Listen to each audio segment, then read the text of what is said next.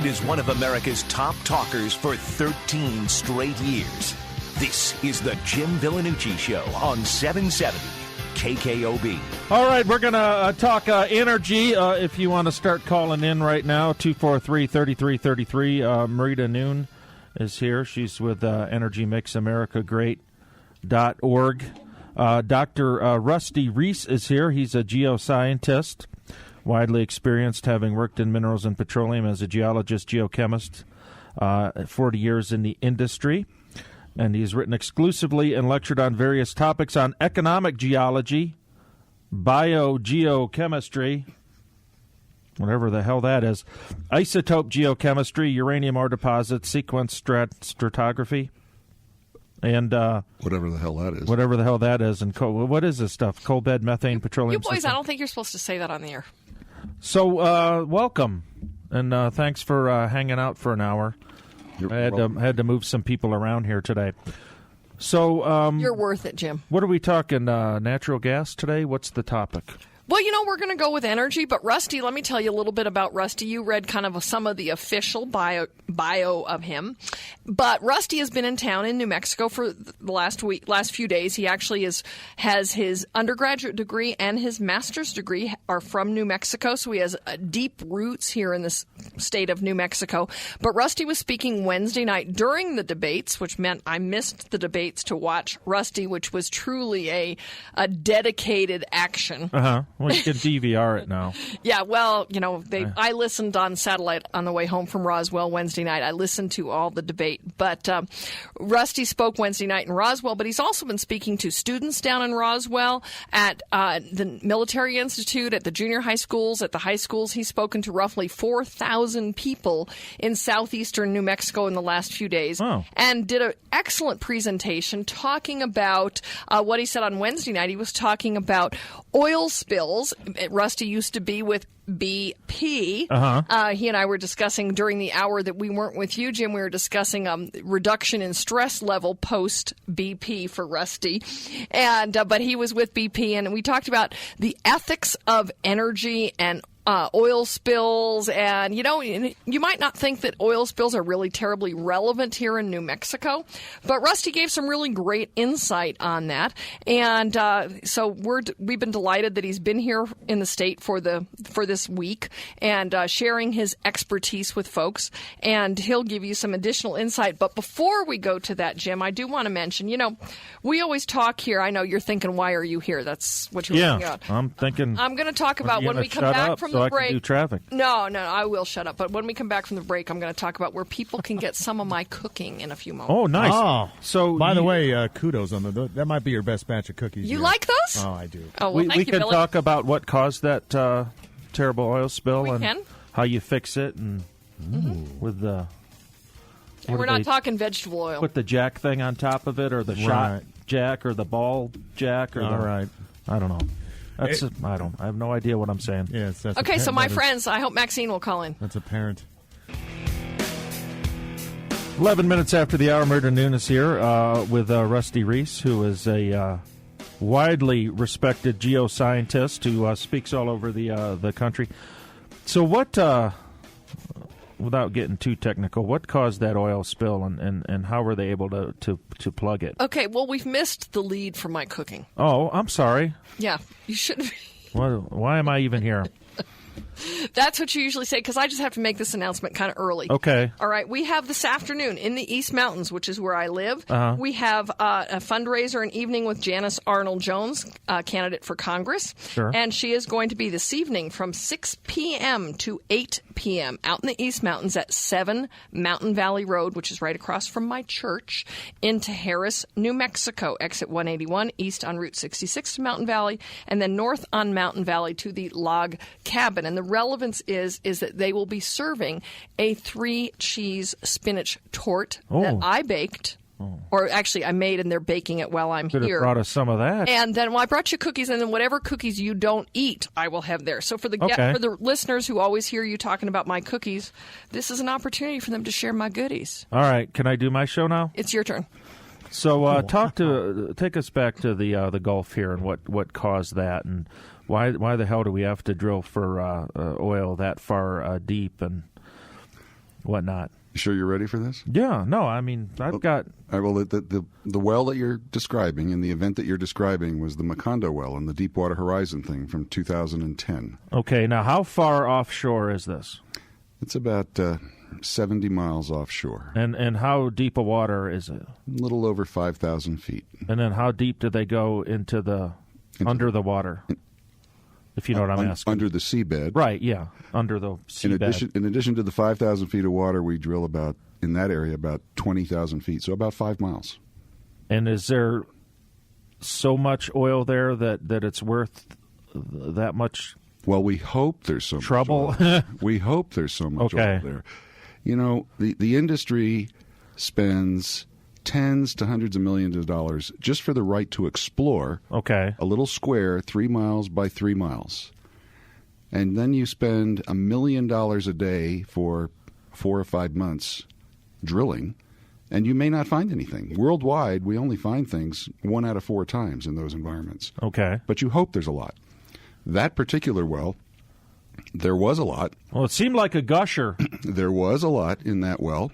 And unfortunately, it appears that the casing, the steel liner that you cement into place, once you've drilled the well through the rock, you need to protect shallow waters and shallow horizons and things like that.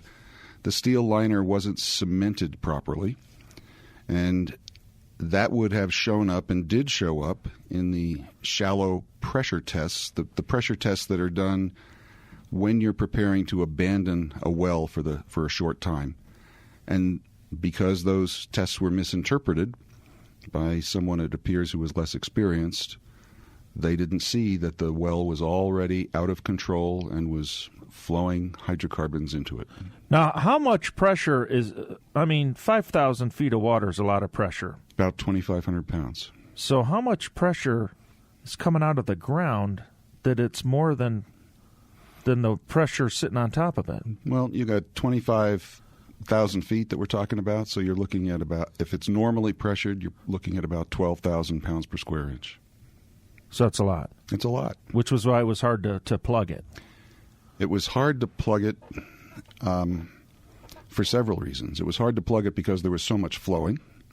It was hard to plug it because where the wellhead was in 5,000 feet of water. And in 5,000 feet of water, when you have gas coming out of a well, it turns into ice very quickly. And the water itself doesn't freeze. The seabed temperatures for the water are about -2 degrees centigrade. And it doesn't freeze because of pressure and because of the salinity of the water.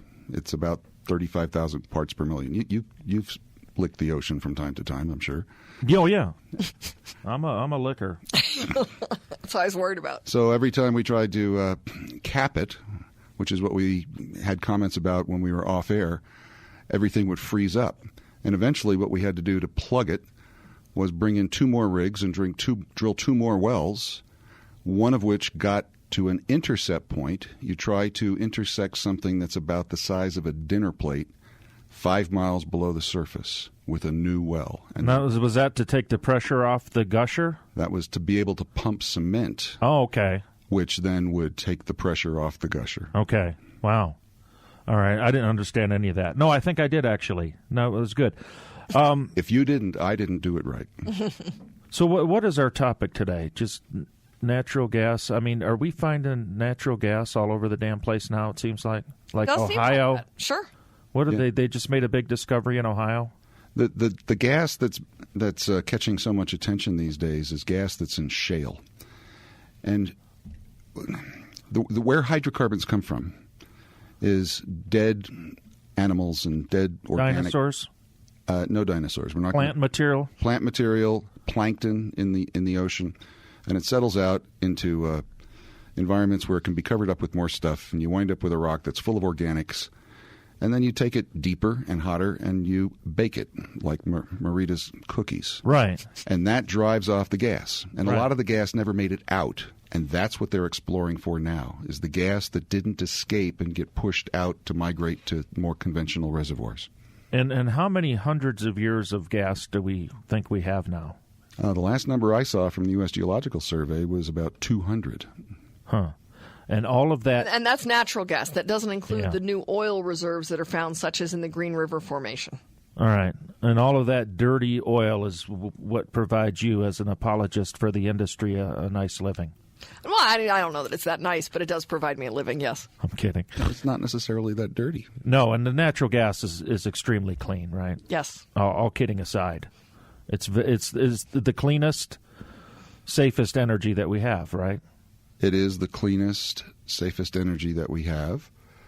But, your whole society, the whole reason people can hear us on this radio program, right, is because we've got so much access to high energy density fuels that are inexpensive, and that includes coal, oil, and gas. All right, if you got questions for our guest, give us a call. By the way, Marita, gas just hit $5.99 in California, in parts of California, I believe Calabasas. Yeah, that's why I left there Billy. 20 years ago. All right, jeez. and Marita, if people would just listen to this lady, the world would be a much better place. It'd be 99 cents. Well, maybe $1.99. Maybe not quite that, but 23 minutes after the hour, my guests are Marita Noon and Rusty Reese, who is a highly respected geoscientist and apparently knows a lot about the BP oil spill and other things. I bring in the big dogs for you, Jim. Oh, you do. You bring in good guests. I will say that. I know. You don't care a bit about my guests or me. You just like my goodies. I like the goodies. Lewis, you're on 770. Go ahead. Yeah, I do have one question. I heard the other day that it doesn't matter how much crude oil we drill in this country, no matter if we increase the production of that it's not going to significantly lower the price because crude oil goes to the world market and the United States has no control over that.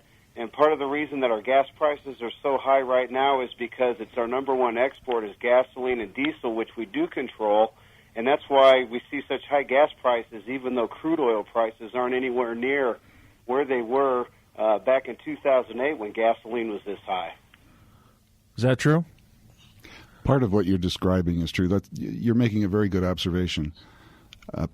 There's another contributor, though.